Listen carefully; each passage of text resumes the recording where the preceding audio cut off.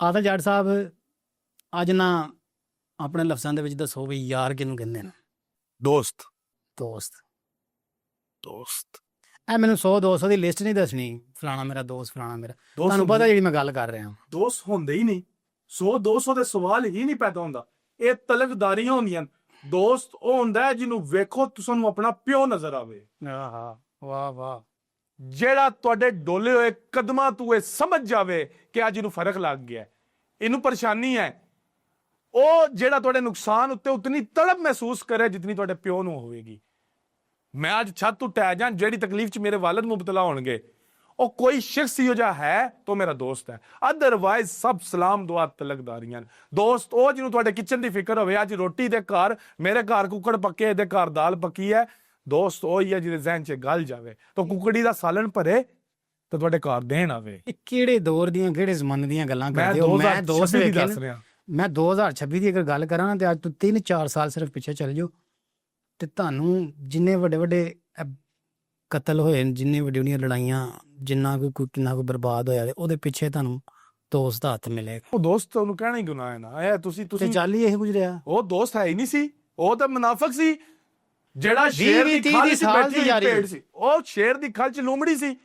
30 ਸਾਲ ਦੀ ਕਿ ਯਾਰੀ ਉਹ ਤਲਕਦਾਰੀਆਂ ਸਨ। ਅਸੀਂ ਪਹਿਚਾਣ ਨਹੀਂ ਫਰਕ ਕਰ ਦਿੰਦੇ ਹਾਂ। ਚੋਈ ਸਾਹਿਬ ਮੈਂ ਤੁਹਾਨੂੰ 500 700 800 1000 ਮਿਸਾਲ ਦਿਆਂਗਾ ਜਿਹੜਾ ਦੋਸਤ ਇੱਕ ਦੂਸਰੇ ਦੋਸਤ ਨੂੰ ਤਾਰ ਕੇ ਲੈ ਗਿਆ। ਤੁਸੀਂ ਇਹ ਨਾ ਦੇਖੋ ਇਹ ਮੁਨਾਫਿਕ ਸਨ, ਉਹ ਗੰਦੇ ਅੰਡੇ ਸਨ ਜਿਨ੍ਹਾਂ ਨਾਲ ਇਹ ਲਫ਼ਜ਼ ਖਰਾਬ ਹੁੰਦਾ। ਉਹ ਦੋਸਤ ਉਹ ਹੁੰਦਾ ਹੈ ਜਿਹੜਾ ਤੁਹਾਡਾ ਨਸੀਬ ਬਦਲ ਦਿੰਦਾ। ਦੋਸਤ ਹੁੰਦਾ ਜੇ ਅੱਜ ਉਹ ਇੱਕ ਸੀੜੀ ਤੇ ਚੜਿਆ ਨਾ ਤੇ ਖਿੱਚ ਕੇ ਧਰੂ ਕੇ ਤੁਹਾਨੂੰ ਨਾਲ ਰੱਖ ਲੈ ਸੀ। ਉਹ ਇਹ ਤਾਂ ਸਭ ਲੋਕ ਕਲੰਕ ਨੇ ਦੋਸਤ ਦੇ ਨਾਂ ਤੇ।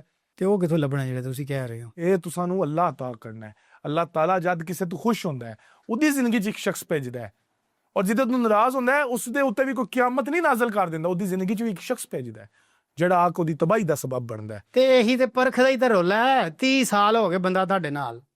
ਤੁਹਾਡੀ ਦੋਸਤੀ 'ਚ ਫਰਕ ਹੋਣਾ ਹੈ।